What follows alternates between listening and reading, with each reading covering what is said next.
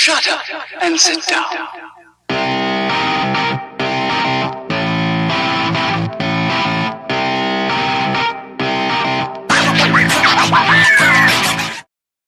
Mount Isa, or simply Isa to the locals, is a mining town in the Gulf country of Western Queensland.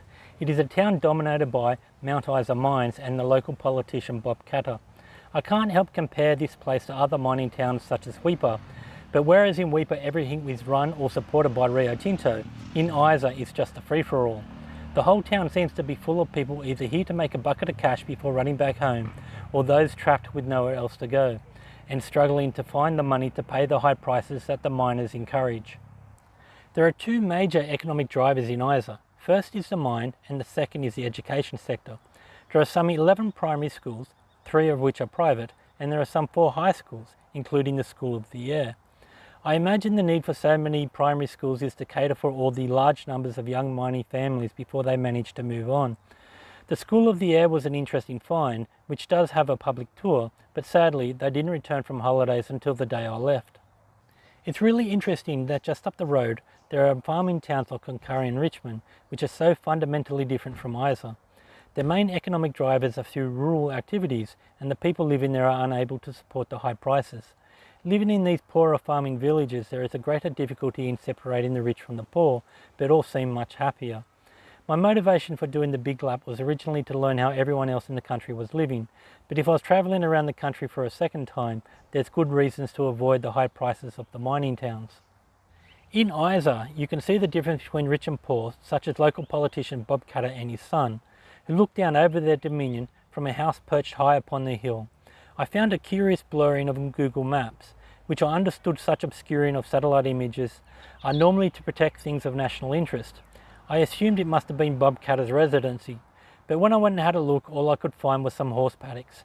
Maybe it was just Bob's horse, or maybe the idea of using phantom clouds to hide things of satellite images is somewhat mistaken. While in Isa, I decided to do the Hard Times Mined underground tour in an effort to see what this town is all about. I really enjoyed the experience, getting to meet Bill, a retired miner of some 30 years experience underground. He talked very much of the mateship through the tough, dirty and dangerous life of operating in the mine.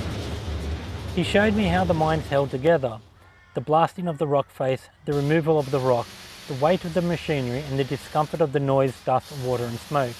He told us of how much has changed in the last 50 years, with some 7 deaths in 1977 to the rare death of today.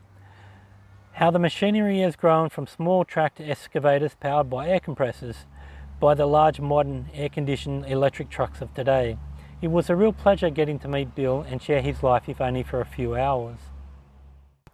The only interesting thing close to Mount Isa is Mildura Lake, a man-made lake designed for swimming, boating, sailing and canoeing, and has been stocked with barramundi to encourage recreational fishing. I don't think I've ever seen so many wild peacocks just wandering around. Besides the Sunset Dog Park and the James Cook Park, Mildura Lake amounts to the only few public spaces around Isa. The lake is downstream from the town, which would make it undrinkable with human waste and chemical pollution potentially making its way into the lake.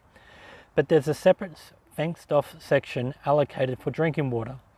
I imagine that the dam is there as a water source to support the mining operations, even though the mine would likely pump up tons of water constantly, and as visible from Google Maps, you can see the size of the tailing dams. Heading out of Hewarton in full wet weather winter gear, I set off into the cold and the wet with only a sliver of blue sky in the distance. I remember the day I purchased my boots and I had a choice between waterproof and ventilated. And thinking it would be warm and dry crossing the top end, I made yet another regrettable choice. The first stop was at Richmond, a hot breakfast and an opportunity to check my toes for frostbite. My feet were getting numb and I didn't know if the evaporative cooling was taking a higher toll than I was realising. Never again will I buy non-waterproof gear unless I can afford to have both. Richmond is a much greener place than I was expecting. The rivers in this part of the country flow westwards, and some of the farmers actually planted some crops. It looked much more of an interesting place than Hewarton. It's a shame I only really spent some 30 seconds here before moving on. The road out of Richmond started to dry out. Continuing along the flat barren plains, the road looked the same, but the environment started to change. The first fuel stop was at Julia Creek, and all these places were much bigger than the one fuel pump town stereotype that I had in my head. With all the traffic up to Cape York, I was sort of expecting more people along this road, and I wasn't game enough to pull out the drone in case it got hit by a road train. I initially planned to stop for lunch in Bob Catter's birthplace of Concurry. It's a town twice the size of Hilton, and without too much fast moving traffic, I was able to pull out the drone. So here you can see me riding through the centre of town. I wasn't really that hungry, and when nothing looked appealing, so I just kept on riding. With ample fuel and time, I decided to check out the Corolla Dam at the Clanwalton Park. I didn't expect to see so many RVs just using the site for free camping, but for once I was in a quiet enough spot far away from any town so I could pull out the drone and have a good look around. You can see that Concurry marks the end of the old seabed plains that I had been riding along. Now there were all these rocks and hills just sticking out. I'm starting to appreciate much more why people would want the consistency of their own accommodation and lump the expense of towing around a caravan. But if I was planning this trip again, I would just stay a couple of nights in Concurry and not just stop for fuel. Yeah, 2020 hindsight.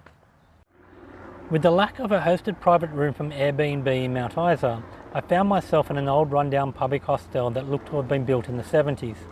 It's a very different experience from what I had done previously. Sharing a bathroom, lounge, kitchen and dining room with up to 40 other people is something I had never experienced. I imagine if you'd previously been in jail or in the military, then this style of cohabitation would have been quite familiar to you. But after decades living alone, I am having problems working out how people live like this. I am here only a week, but there are other people here who have no other means of escape. And with nearly $500 per week for a small room, I don't know how unemployed people can handle living like this permanently. I had memories of backpacker hostels such as the one in Cleveland Street, Redfern, back in the 80s when the backpacker experience was big. I would catch the bus down to Central Station in Sydney and literally see people partying from the balconies. After living like this, I can understand why the backpacker trend has disappeared. All the savings that you make from living in an old rundown hostel evaporate when you add your own cutlery, plates, cups, coffees, heater and washing powder. There are bars only on the bedroom windows and some doors have been broken in. I imagine that people who don't pay the rent find the locks on the doors changed and their possessions used as leverage. I had originally planned to get the bike service while in Darwin, but after waiting a week for the Honda dealer to return my email, once I had gotten to Isa, I finally was able to use my phone again. And guess what? They're all booked out until August. I tried calling another motorcycle dealer and they too have a 4-week leeway for a basic service. I tried calling an unaffiliated motorcycle mechanic who sent my call to voicemail with a message saying that he won't take on any new clients. I'm starting to think that the wrong people are watching my videos, as when I contacted the Mount Isa Honda dealer, he was able to fit me in a couple of days, but a day after I would have left. If I had my phone in Hilton, then all would have been sweet. Honda recommends a service every 6,000 kilometres, and I've done about that since the service at Maroochydore, and I've got about that again until I get to Perth. The next service is the 30,000 kilometre mark, which is only a minor service where they just inspect and clean. My desire for an oil change is based on the rough gear change and is not officially required. I was really tempted to try changing the oil myself once reaching Darwin, but get this, to dispose of the old and excess motor oil, I'm legally obligated to drop it off at a recycling centre. In Darwin, the only one is Shoal Bay, who demands that you have a tag to use their transfer station.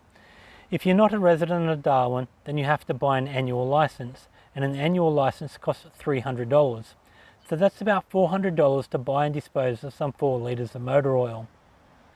In Isa, I have Vodafone again, although both the phone and the laptop have been pushed to LTE or long-term evolution, which is technically 3G. For some reason the laptop is worse than the mobile, but the whole system seems to be overloaded at night and barely allows me to browse the web.